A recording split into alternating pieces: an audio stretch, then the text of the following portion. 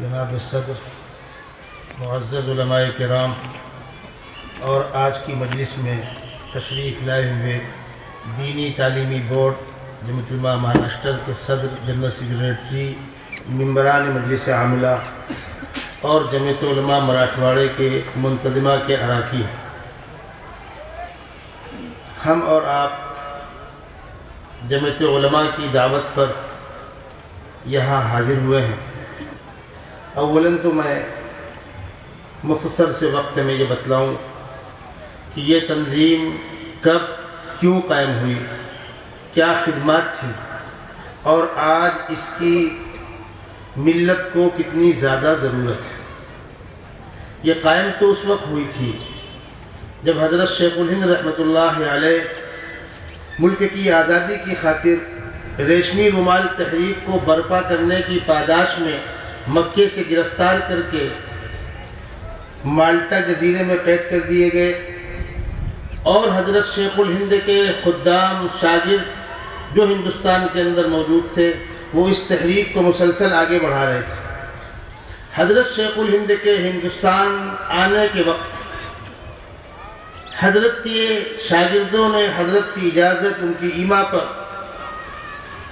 پورے ملک کے علماء کو مجتمع کر کے تحریک کو مزید طاقتور بنانے کے لیے جمعیت علماء ہند کا قیام کیا، جس میں ایک اجلاس میں حضرت شیخ الہند خود شامل ہوئے، صدارت فرمائی، اور دوسرے اجلاس میں صدارتی خطبہ آپ کی جانب سے پڑھ کے سنایا گیا۔ آپ اس قدر علیل تھے کہ جلسے میں نہ آ سکے اور چند دنوں کے بعد اللہ کو پیارے ہو گئے۔ حضرت کی دنیا سے جانے کے بعد ان کے خاص شاگرد، ان کے دل کے درد کی امانت کے امین شیخ الاسلام، شیخ العرب والعجم حضرت مولانا سید حسین احمد مدنی نور اللہ مرقدہ، جو مولانا محمود مدنی صدر جمعیت علماء ہند کے دادا ہیں، انہوں نے اس لگام کو سنبھالا اور یہ کارواں آگے بڑھا۔ حضرت شیخ الہند کے شاگردوں کی ٹیم آگے بڑھی، مفتی کفایت اللہ صاحب ہوں، شیخ الاسلام مولانا مدنی ہوں، اور حضرت شیخ الہند سے نہ پڑھنے کے باوجود ان کی خدمت میں رہ کر بہت کچھ سیکھنے والے مولانا ابوالکلام آزاد۔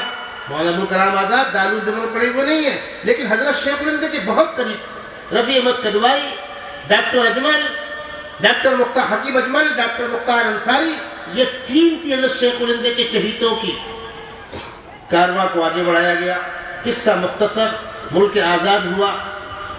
آزادی کے قریب پہنچتے پہنچتے ایک ایسا شوشہ چھوڑا گیا اور ہمارے سینے پہ ایسا خنجر مارا گیا کہ ہماری ساری قربانیاں پانی میں ملا دی گئیں۔ ہم اس ملک کے شہری ہونے کے باوجود ہم کو یہاں اجنبی قرار دیا گیا۔ وہ خنجر تھا تقسیم اور بٹوارے کا خنجر۔ ہمارے اکابر کے نہ چاہنے کے باوجود، ہمارے اکابر کی سخت مخالفت کے باوجود پھری پلانی اس چیز کو بڑھاوا دیا گیا، اور حالات ایسے بن گئے، یہ اجلاس اس کا متحمل نہیں ہے کہ ان حالات کو سنایا جائے، ایک آدھ باتیں کرتا۔ حالات ایسے بن گئے کہ جن ہمارے اکابر نے 10 15 سال جیل کی سلاخوں کے پیچھے گزارے تھے، جو حقیقت میں ملک کے قائد تھے، ان کی بات کوئی سننے کو تیار نہیں۔ شیخ الاسلام مولانا حسین مدنی کی پگڑی اتار کر جوتے سے روندا گیا، ان کے چہرے پر شراب پھینکی گئی۔ مولانا ابوالکلام آزاد، مولانا حفظ الرحمان سواری پر قاتلانہ حملے کیے گئے۔ کیا جرم تھا؟ کس جرم کی پاداش میں ہمارے ساتھ سلوک ہو رہا تھا؟ صرف اس پاداش میں کہ آپ پاکستان کی مخالفت کیوں کرتے ہیں؟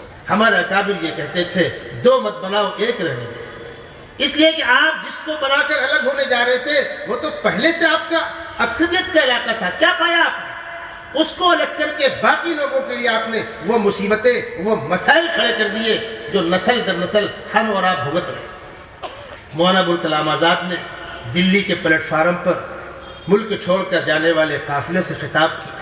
مولانا کی وہ تقریر ایوان اردو کے اندر موجود ہے۔ فرمایا، مسلمان اور خوف، مسلمان اور ڈر ایک دل میں دونوں چیز جمع نہیں ہوا کرتی۔ مت خوف کرو، مت ڈرو، ہم اس ملک کے اصل باشندے ہیں، ہم کرایہ دار نہیں، حصے دار ہیں، ہم نسل در نسل یہیں کی پیداوار ہیں۔ ابھی کل کی بات ہے، تمہارے قافلوں نے جمنا کنارے وضو کیا تھا۔ ابھی کل کی بات ہے کہ تمہارے اکابر ان کی آوازیں ان ممبروں اور مناروں سے گونجا کرتی تھی، ان کو کس کے حوالے کر کے جا رہے ہو؟ اپنے آباء و اجداد کے قبرستان کو کس کے حوالے کر کے جا رہے ہو؟ اور فرمایا تھا مجھے نظر آ رہا ہے آپ جہاں جا رہے ہو وہاں آپ کی حیثیت بن بلائے مہمان زیادہ کچھ نہیں ہوگی، اور ایک وقت ایسا آئے گا کہ آپ وہاں سے مایوس ہو کر پلٹ کر ادھر دیکھو گے تو یہاں تو کچھ نہ بچا ہوگا، اور وہاں بھی آپ نسل در نسل مہاجر کہلاؤ گے۔ تاریخ کا آپ مطالعہ کر لیں، حالات کا آپ جائزہ لیں، ان دور رس نگاہوں نے کتنی دور کی بات دیکھی۔ بڑھ گیا ملک، پھر بہت کچھ ہوا۔ آپ جس خطے کے اندر بیٹھے ہوئے ہیں یہاں کیا کیا نہیں ہوا۔ یہ خطہ دکن کا حصہ تھا، نظام حیدرآباد کی حکومت کا حصہ تھا، کیا سلوک ہوا آپ کے ساتھ یہاں، اور اس کے بعد ہمارے ساتھ تب سے لے کر آج تک جو سوتیلا سلوک ہو رہا ہے اس کی وجہ صرف یہ ہے کہ ہمارے نہ چاہنے کے باوجود، ہماری مخالفت کے باوجود بٹوارہ ہم پر مسلط کر دیا گیا۔ جو وہاں گئے ان کے مسائل اپنی جگہ، جو یہاں بچے ہیں ان کے حالات آپ کے سامنے۔ اگلا سوال پیدا ہوا، اب لٹے پٹے ملک کو دوبارہ بسانا ہے، نیا دستور بننا ہے۔ دستور کیسا ہو، میں 2 قدم پیچھے لوٹ کر وہ حالات بتلا دوں گا۔ جب حالات کشیدہ ہوئے اور بٹوارہ مانگنے والوں نے اشتعال انگیزیاں شروع کی، اور اشتعال انگیزی کبھی فائدے مند نہیں ہوتی، یاد رکھیے گا۔ ایک طرف نعرہ لگ رہا تھا ہندی ہندو ہندوستان، ادھر لگ رہا تھا مسلم اردو پاکستان۔ نفرتیں دلوں میں زخم پیدا ہو گئے، اور اس کے بعد اب اگلا مرحلہ تھا دستور کیسا ہو۔ ہمارے بزرگوں کی عظیم قربانی، مولانا حفظ الرحمان سوہاروی، مولانا ابوالکلام آزاد، جو 2 نمائندے تھے جمعیت علماء کی جانب سے دستور ساز کمیٹی کے اندر، اور دونوں ممبران پارلیمنٹ ہوا کرتے تھے، دونوں چنے ہوئے ممبران ہوا کرتے تھے، کوششوں سے، محنتوں سے، حکمت، مصلحت، الحمدللہ دستور سیکولر اور جمہوری پاس ہوا، جو ایک طبقے کو نہ کل قبول تھا نہ آج قبول ہے۔ وہ تو ترنگا کا احترام کرنے کو تیار نہیں تھے، دستور کی عظمت کا احترام کرنے کو تیار نہیں تھے۔ ہم نے، ہمارے اکابر بزرگوں نے، آباء و اجداد نے کل بھی اور آج بھی ہمیشہ اعلان کیا ہم دستور کا احترام کرتے، ہم قانون کا احترام کرتے۔ بدعنوانیاں ہو سکتی ہیں لیکن مجموعی طور پر ہم کورٹ کا احترام کرتے ہیں، دستور کا احترام کرتے ہیں۔ چلیے اللہ اللہ کر کے دوبارہ نئی زندگی شروع ہوئی، پھر وہ فسادات اور وہ ہنگامے، اللہ اکبر، مسلمان جڑ گیا۔ پنجاب، آپ کا پانی پت، پورا پٹا سرحد تک لے کر ایسے حالات تھے، ایسے حالات تھے۔ ان حالات کو آپ پڑھ لیں گے، دسترخوان لگا ہوگا، حلق سے لقمہ نیچے نہیں اترے گا۔ کئی ہزار مسجدیں بند ہو گئیں، لوگ چلے گئے، آج وہاں گھوڑے بن گئے، اس میں سے کچھ آباد ہو سکی ہیں، بہت بڑا علاقہ ایسا ہی پڑا۔ بھوپال کے اندر بہت بڑا علاقہ ایسا ہے، بڑی بڑی مسجدیں ہیں، آس پاس کی آبادی ہماری نہیں ہے، لوگ دور سے گاڑیوں سے نماز پڑھنے آتے ہیں۔ مولانا ندیم صدیقی صاحب، مولانا ابوبکر غازی پوری صاحب رحمۃ اللہ علیہ کا جب انتقال دلی میں ہوا ہے، انتقال سے 2 دن پہلے بھوپال کے اجلاس میں، اقبال گراؤنڈ پر، اس سے بڑا گراؤنڈ ہے وہ، بہت بڑا اجلاس تھا، مولانا وہاں موجود تھے، ناچیز بھی حاضر تھا۔ ہم لوگ دن میں ایک علاقے سے گزر رہے تھے، ایک صاحب تعارف کرایا، یہ مسجد ہے، مدرسہ ہے، لیکن آس پاس میں اپنی آبادی نہیں۔ میں نے کہا خیریت؟ سب پاکستان تھے۔ تو میں نے مولانا سے، مولانا ابوبکر غازی پوری صاحب سے کہا حضرت میرے دل میں ایک شعر آ رہا ہے، اگر آپ کہیں تو میں پڑھ دوں اس منظر کو دیکھ کر۔ کہنے لگے کہیے۔ میں نے کہا چمن کے تخت پر جس دم شہ گل کا تجمل تھا، ہزاروں بلبلیں تھی باغ میں، ایک شور تھا گل تھا، کھلی جب آنکھ نرگس کی نہ تھا جس خاک کچھ باقی، بتاتا باغ باغ رو رو یہاں گلچا یہاں گل تھا۔ یہ حالات پیدا ہوئے۔ جمعیت العلماء جس نے آزادی کی جنگ لڑی تھی، قربانیاں پیش کی تھی، جیلوں کو آباد کیا تھا، دستور کو سیکولر جمہوری دستور منظور کرانے میں جمعیت علماء کا اس سے بڑا کردار۔ اس کے بعد اس ملک کے مسلمانوں کے دین و ایمان کا تحفظ، عقائد کا تحفظ، یہ جو آپ سن رہے ہیں نا، دینی تعلیمی بورڈ مولانا محمد میاں رحمۃ اللہ علیہ کے زیر نگرانی باقاعدہ کورس مرتب ہوا، اور ان کتابوں پر پرانا ایڈریس الجمعیت بک ڈپو کا ہے، یہ نظام چلتا رہا۔ ملک کے طول و عرض میں خاص طور پر حضرت مولانا سید اسعد مدنی نور اللہ مرقدہ وہ عظیم شخصیت تھی جنہوں نے پوری جوانی جمعیت کے لیے وقف کر دی تھی۔ جمعیت کے ورکر 3 طرح کے ہوتے ہیں، full time, part time, time pass, 3 طرح کے ہوتے ہیں، جس پر ہمارے صدر صاحب ناراض ہو رہے تھے۔ فل ٹائم ہمیں فخر ہے، ہمارا موجودہ صدر بھی فل ٹائم جمعیت کا ورکر ہے۔ ہمیں 1000 مرتبہ ناز ہے، پورے ملک کے کسی صوبے کو ایسے صدر میسر نہیں ہے جو فل ٹائم 24 گھنٹے اسی کو اوڑھنا بچھونا بنائے، اور یہ درد ان کو ملا ان کے مشفق پیر و مرشد حضرت مولانا سید اسعد مدنی نور اللہ مرقدہ سے۔ وہ بھی فل ٹائم جمعیت کے ورکر تھے، اوڑھنا بچھونا ان کا وہی تھا، اس قدر کثرت سے اسفار کرتے تھے اور پلٹ کر پیچھے نہیں دیکھتے تھے۔ کس نے کھانے کو پوچھا، کس نے نہیں پوچھا، کون اچھی گاڑی لے کر آیا، کون کھچاڑا گاڑی لے کر آیا، کس نے آرام دہ بستر دیا اور کس نے چٹائی کو سلا دیا، کبھی پلٹ کر نہیں دیکھا۔ یہی وصف ان کے والد محترم شیخ الاسلام مولانا مدنی کے اندر تھا۔ میں جن شخصیات سے بے پناہ متاثر ہوا ہوں، شیخ الاسلام مولانا مدنی اور مولانا صدیق احمد صاحب بانوی نور اللہ مرقدہ، انہوں نے پلٹ کر پیچھے نہیں دیکھا۔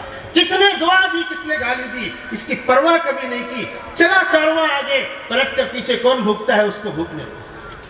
مولانا اسعد مدنی نور اللہ مرقدہ نے اپنے زمانے میں جو دینی تعلیمی بورڈ کی نشست ثانیہ کی تھی، اس کے صدر دارالعلوم دیوبند کے موجودہ محتمیم مفتی ابوالقاسم صاحب نعمانی کو بنایا تھا۔ مفتی ابوالقاسم صاحب آج نہیں بنے، تقریباً 30 سال پرانا ہے یہ بورڈ، فدائے ملت کے زمانے کا، اور اس سے پہلے چل ہی رہا تھا۔ اور اس کے موجودہ صدر دارالعلوم دیوبند کے محتمیم مفتی ابوالقاسم بنارسی، اور جنرل سیکریٹری شیخ الاسلام مولانا مدنی کے نواسے، نائب امیر الہند نوجوان متقی پرہیزگار عالم دین مفتی سلمان صاحب منصوری مدظ اللہ العلی ہیں، جس دینی تعلیمی بورڈ کی صوبہ مہاراشٹر کی برانچ کے صدر مفتی روشن صاحب الحمدللہ اس جوانی میں اللہ نے بڑا کام لیا، آپ کے سامنے تشریف فرما ہے۔ مولانا ابراہیم صاحب شولہ پوری جنرل سیکریٹری ہیں۔ اس تعلیمی بورڈ کا آج مجلس عاملہ کا اجلاس تھا، وہ آپ کے سامنے۔ ہمیں فخر ہے، خوشی ہے، آپ کے اس شہر کے، اس علاقے کے MLA بابا جان صاحب نے جمعیت علماء کے ساتھ ہمدردی کا سلوک کرتے ہوئے سامنے کی وہ عمارت جمعیت علماء کے لیے، اس کے دینی کاموں کے لیے، محکمہ شرعیہ کے قیام کے لیے بنا کر پیش کی گئی۔ آج اس کا افتتاح ہوا۔ اس کا افتتاح اصلاً مفتی اعظم مہاراشٹر حضرت مولانا مفتی علی الرحمان صاحب فتح پوری مدظ اللہ العلی کے ہاتھوں ہونا تھا۔ مفتی صاحب کا ٹکٹ ہمارے ساتھ نکلا ہوا ہے۔ ہم جس ٹرین سے آئے ہیں راجہ رانی ایکسپریس، اس میں B1 کے اندر آپ خود چیک کر لیں، ٹکٹ نمبر 28، 29 اور 30۔ 28 میرا ہے، 29 میرے ساتھی مولانا ساجد صاحب کا ہے، اور 30 نمبر ٹکٹ مفتی عزیز الرحمان صاحب مفتی اعظم مہاراشٹر کا ہے۔ عزیز الرحمان نام لکھا ہوا ہے، 70 سال عمر لکھی ہوئی ہے، چارٹ کے اندر ریکارڈ موجود ہے، میں کوئی رسمی بات نہیں۔ پچھلے ہفتے مفتی صاحب کو سردی کا انفیکشن ہوا اور سانس بڑھی، تو ان کو اندھیری میں ملت اسپتال کے اندر ایڈمٹ کیا گیا۔ 2 روز وہ ICU میں ایڈمٹ تھے، پھر باہر نکلے، 2 روز تک علاج چلتا رہا، اور پرسوں دوپہر کو وہ ڈسچارج ہوئے، لیکن ڈاکٹروں نے ان کو گھر جانے سے منع کیا۔ وہیں ان کو جوگیشوری میں مرکز المعارف جو مولانا بدالدین صاحب کا ادارہ ہے، وہیں قیام کرنے کا مشورہ دیا، اور بالکل صحیح مشورہ تھا۔ شام ہوتے ہوتے مفتی صاحب کو پھر انفیکشن ہوا اور جلاب شروع ہو گئے۔ صبح ان کا 7 بجے مجھے فون آیا، میں دیکھ نہیں سکا، جمعہ کا دن تھا۔ کچھ دیر کے بعد میں نے دیکھا تو انہوں نے فرمایا مجھ کو رات بھر جلاب ہوا ہے اور پانی جیسا جلاب ہوا ہے، یہ عام جلاب نہیں ہے، کوئی انفیکشن ہے۔ میں نے کہا مفتی صاحب ہمارے ارمانوں کا خون ہو جائے گا، ہماری تمنا تھی مفتی اعظم مہاراشٹر کے ہاتھوں دارالقضاء کا افتتاح ہوتا، محکمہ شرعیہ کا افتتاح ہوتا۔ انہوں نے کہا پھر بھی دیکھتا ہوں۔ صدر محترم صاحب سے میں نے رابطہ قائم کیا، ان کو صورتحال بتلائی، انہوں نے انتہائی افسوس کا اظہار کیا، کہا ایک کام کرو، ٹکٹ کینسل مت کرو، آخری وقت تک دیکھتے۔ جبکہ میں آفس میں اطلاع کر چکا ٹکٹ کینسل کرنے کی، میں نے روکا، ٹکٹ کینسل مت کرو، ٹکٹ ایک ضائع جائے گا، چلے گا۔ 4 ساڑھے 4 بجے تک ہم پر امید تھے، اور اس علاقے سے آنے والے قاری ایوب صاحب ملاٹ، مولانا راشد صاحب گورے گاؤں والے، ان لوگوں کو میں نے اطلاع کی آپ اپنے ساتھ مفتی عزیز الرحمان صاحب کو لے کر ویٹی آئیے اور ٹرین میں ساتھ چلیں گے۔ 4 بجے ڈاکٹر پھر دیکھنے آیا مفتی صاحب کو، 1 گھنٹہ اس نے مکمل چیک کیا، اور اس کے بعد مفتی عزیز الرحمان صاحب نے کہا کہ بھائی میں مجبور ہوں، ڈاکٹر مجھ کو شدت کے ساتھ منع کر رہے ہیں۔ ڈاکٹر نے فون لیا اور ڈاکٹر نے کہا دیکھیے صورتحال ایسی ہے، یہ نارمل کیس نہیں ہے، یہ آئی سی یو سے نکلے ہیں، ابھی کنٹرول مکمل نہیں ہوا ہے، اور یہ جلاب جو ہو رہا ہے یہ انفیکشن ہے، بہت ممکن ہے کہ ٹرین کے اندر آکسیجن کا پرابلم پیدا ہو جائے، کیا کریں گے آپ؟ بہت ممکن ہے کہ آپ کو آگے چل کر ناسک یا منماڑ میں اتار کر دوبارہ ایڈمٹ کرنا ہوگا، تو آپ کا پروگرام بھی خراب ہوگا، اور یہ ادھر کے نہ ادھر کے۔ ڈاکٹر نے کہا اگر آپ میری بات مانتے ہیں تو مفتی صاحب کو مراٹھواڑے کا نہیں، بمبئی شہر کے باہر کا سفر مت کرائیے، ان کو یہیں رہنے دیجئے، کس وقت دوبارہ ایڈمٹ کرنا پڑے ہم کو نہیں معلوم ہے، چونکہ ملت اسپتال میں علاج چل رہا ہے، ڈاکٹر کیس سے واقف ہیں، وہ فوراً کنٹرول کر لیں گے، نئی جگہ میں کیا کیا مسائل پیدا ہوں گے۔ اس بزرگ شخصیت کی صحت سے مہنگی کوئی چیز نہیں تھی، بعد ناخواستہ ہم نے اس کڑوے گھونٹ کو پیا، اور مفتی صاحب کو چھوڑ کر ہم لوگ آ کر گاڑی میں بیٹھے، آپ کے درمیان موجود ہیں۔ یہ ہوئی مجبوری مفتی اعظم مہاراشٹر کے آج کے پروگرام میں شرکت نہ کر پانے کی۔ اب چند باتیں دارالقضاء کے تعلق سے، چند باتیں آپ کی خدمت میں عرض کر رہا ہوں۔ یہ محکمہ شرعیہ دارالقضاء کیا ہوتا ہے؟ ایک بات یاد رکھیے گا، ہم مسلمانوں کا عقیدہ ہے جس خدا نے پیدا کیا وہ خدا مارے گا۔ ہم مسلمانوں کا عقیدہ ہے ہمیں کوئی دیکھے نہ دیکھے، ہمیں ہمارا خدا دیکھ رہا ہے۔ دنیا کے اندر طاقت کا استعمال کر کے میں غریب کا حق دبا سکتا ہوں، لیکن روز قیامت انصاف کی عدالت لگے گی۔ یہ مسلمان کا عقیدہ ہے۔ اب اگر مسلمانوں میں آپس میں معمولی بات میں کسی بات میں اختلاف ہوتا ہے، اختلافات کیسے ہوتے ہیں؟ پراپرٹی کا جھگڑا، شوہر بیوی کا من مٹاؤ، بھائی بھائی کا جھگڑا، پڑوسی پڑوسی کا جھگڑا، ہوتے ہیں حالات۔ اب چھوٹی موٹی چیز کو لے کر آپ پولیس چوکی چلے جائیے، کیا ہوگا؟ 10 آپ نے دیا تو آپ جیسی، 20 وہاں سے آیا تو ان جیسی، آپ سمجھ سکتے ہیں۔ عدالت آپ چلے گئے، آج ملکی عدالتوں کا حال یہ ہے، مقامی کورٹ سے آگے بڑھے سیشن کورٹ گئے، ہائی کورٹ گئے، سپریم کورٹ گئے، پوری عمریں نکل جائیں گی ایک مسئلے کے فیصلہ ہونے پر، کتنا وقت کتنا پیسہ برباد ہوگا، اور حقیقت میں مظلوم کو کمزور کو انصاف مل ہی جائے گا؟ نہیں کہہ سکتے۔ خواجہ یونس کا کیس آپ کے سامنے ہے، احسان جعفری کا کیس آپ کے سامنے ہے، ہزاروں ہمارے افراد کے کیس آپ کے سامنے ہیں، وکیل محترم بیٹھے ہوئے تھے، بتلائیں گے آپ کو۔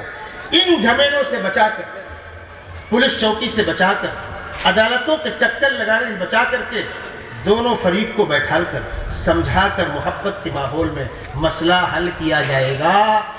طاقت کا استعمال کر کے کسی کو ماننے پر مجبور نہیں کیا جائے گا۔ فرق سمجھیے، محکمہ شرعیہ اور دارالقضاء میں پہلی کوشش یہ ہوتی ہے کہ یہ مسئلہ ٹوٹنے کی نوبت نہ آوے۔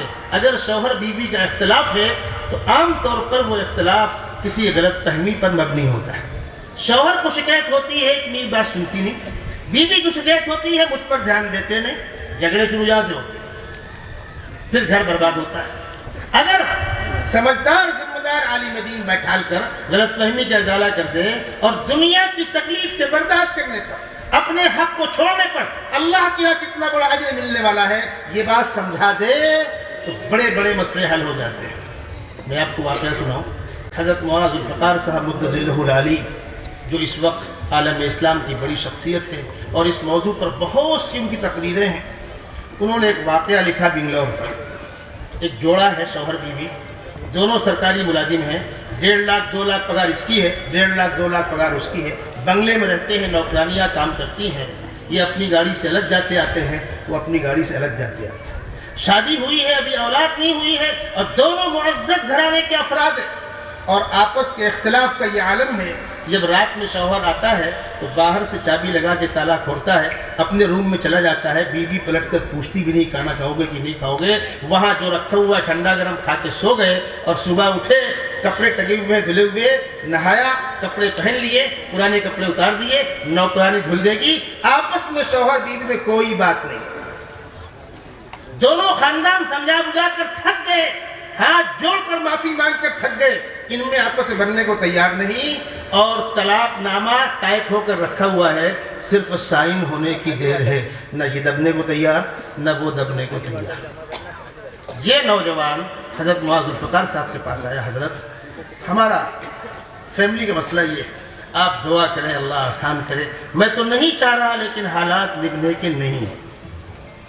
حضرت نے فرمایا ایک ہفتہ انتظار کرو، اس کے بعد دوبارہ میرے پاس آنا، ایک ہفتے تک جو میں کہتا ہوں وہ کرو، جب تم شام کو لوٹ کے اپنے گھر جانا تو تمہاری بیوی کی پسندیدہ کوئی مٹھائی لے لینا جو پسند کرو، آدھا ایک کرو، اور گھر جانے کے بعد دروازہ کھولنا، کہنا السلام علیکم۔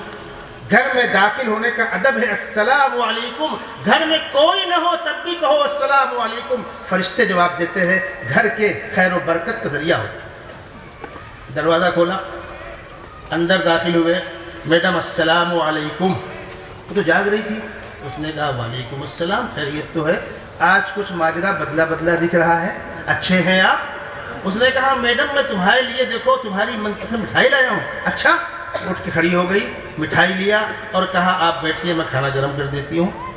اب شوہر صاحب گئے، منہ ہاتھ دھو کر آ کر بیٹھے، بیوی نے کھانا گرم کیا، تیسرا تو وہاں کوئی تھا نہیں، دسترخوان لگا، کھانا کھانا شوہر نے شروع کیا تو بیوی اپنے ہاتھ سے شوہر کو کھلا رہی ہے اور شوہر اپنے ہاتھ سے بیوی کو کھلا رہا ہے۔ کھانے سے فارغ ہوئے، برتن رکھے گئے، بستر لگا، اب شوہر بیوی بستر پر آئے تو بیوی نے اپنے شوہر کے باہوں میں ہاتھ ڈال کر کہا اللہ کے واسطے مجھے معاف کر دو، مجھے معاف کر دو، میں آپ کی وفادار بیوی بن کے رہوں گی۔ دونوں لپٹے روئے اور لڑکی نے اسی وقت اپنی ماں کو فون کیا 1 بجے رات میں کہ اماں ہمارا مسئلہ حل ہو گیا۔ میں پھر اس بات کو دہراؤں گا، یہاں مستورات نہیں، میں کہا کرتا ہوں بہنوں سے اپنی، تمہارا سپریم کورٹ تمہارے ہی پاس ہے، کوئی پنچایت تمہارے مسئلے کا حل نہیں کر سکتی، ایک بیوی اپنے شوہر کی وفادار بیوی بن کر رہے تو شوہر بھی اس کو اپنی چہیتی بیوی مانے گا۔ اختلاف یہاں شروع ہوتا ہے۔ بچی نے اپنی ماں کو فون کیا کہ اماں ہمارا مسئلہ حل ہو گیا، اب ہم طلاق نہیں کریں گے، جشن کا ماحول بن گیا۔ دوسرے دن دونوں خاندان جمع ہوئے اور بڑی دعوت کی، اور حضرت معاذ ذوالفقار صاحب کو اطلاع کی حضرت ایک ہی دن میں مسئلہ حل ہو گیا۔ کیا چیز ہے؟ یہ وہ نسخہ ہے جو شریعت نے دیا ہے، عاشروہن بالمعروف فَإِن كَرِهْتُمُوهُنَّ فَعَسَىٰ أَن تَكْرَهُوا شَيْئًا وَيَجْعَلَ اللَّهُ فِيهِ خَيْرًا كَثِيرًا۔ اپنی بیویوں سے اچھا سلوک کرو، تمہارے ہاتھ میں اس کا ہاتھ دیا گیا ہے، اس نے اپنے والدین کو چھوڑا ہے، تمہارے گھر کو اپنا گھر مانا ہے، تمہاری عزت کو اپنی عزت مانی ہے، تم تو اس کو عزت دو۔ اور بیویوں دنیا کو مت دیکھو، دنیا کے اندر بھی تمہاری عزت تمہارے شوہر کی عزت کے ساتھ جڑی ہوئی ہے، اور آخرت کے اندر بھی خدا کی رضا شوہر کی رضا کے ساتھ جڑی ہوئی ہے۔ یہ بات کورٹ بتلائے گا، یہ بات وکلا بتلائیں گے، یا پیسے اٹھیں گے، تاریخ پہ تاریخیں پڑھیں گی۔ آج جو پارلیمنٹ کے اندر بل لایا گیا کہ صاحب 3 طلاق دو گے تو مانیں گے، جو کیس کر دیں گے، ایسا ہوگا ویسا ہوگا، یا تم کو طلاق دینا ہے تو عدالت سے رجوع کرو، وہ عدالت جو اپنے پینڈنگ کے مسائل حل نہیں کر پا رہی ہے وہ آپ کا مسئلہ حل کرے گی۔ سماجی 10 سال 15 20 سال بچی کی جوانی گزر گئی، اب فیصلہ کس کام کا؟ محکمہ شرعیہ میں، دارالقضاء میں جو جیتا اس کی بھی جیت، اور جو ہارا اور خدا کی رضا کے لیے قبول کیا اس سے بڑی اس کی جیت۔ اس کو قرآن نے کہا ہے فَلَا وَرَبِّكَ لَا يُؤْمِنُونَ حَتَّى يُحَكِّمُوكَ فِي مَا شَجَرَ بَيْنَهُمْ ثُمَّ لَا يَجِدُوا فِي أَنفُسِهِمْ حَرَجًا مِّمَّا قَضَيْتَ وَيُسَلِّمُوا تَسْلِيمًا۔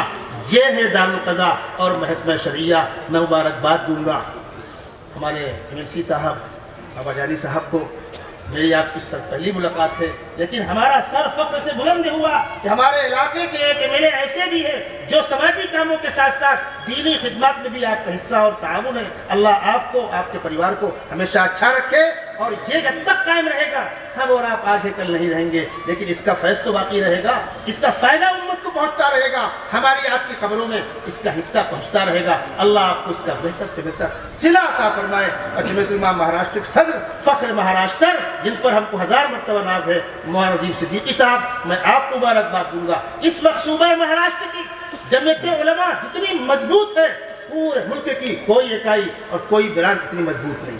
جمعیت کے پاس ورکر ہیں، خدام ہیں، دوپہر کی دھوپ میں اتنا بڑا مجمع بیٹھا ہوا ہے. یہ کس بات کی دلیل ہے، کس بات کی علامت ہے؟ اللہ آپ کو اس کا بہتر سے بہتر صلہ عطا فرمائے. اور ہمارے لیگل سیل کے سیکریٹری ایڈوکیٹ تحور پٹھان صاحب، آپ اپنی اس بڑھاپے میں، پیرانہ سالی میں اس کثرت سے اسفار کر رہے ہیں. اور اس ہفتے جو 2 بڑی خوشخبریاں سننے کو ملی، ایک تو احمد آباد سلسلہ وار کمپ کے اندر 5 بے قصور نوجوانوں کو 14 سال کے بعد، 14 سال کی جیل کی سلاخوں کے بعد باعزت کیا گیا.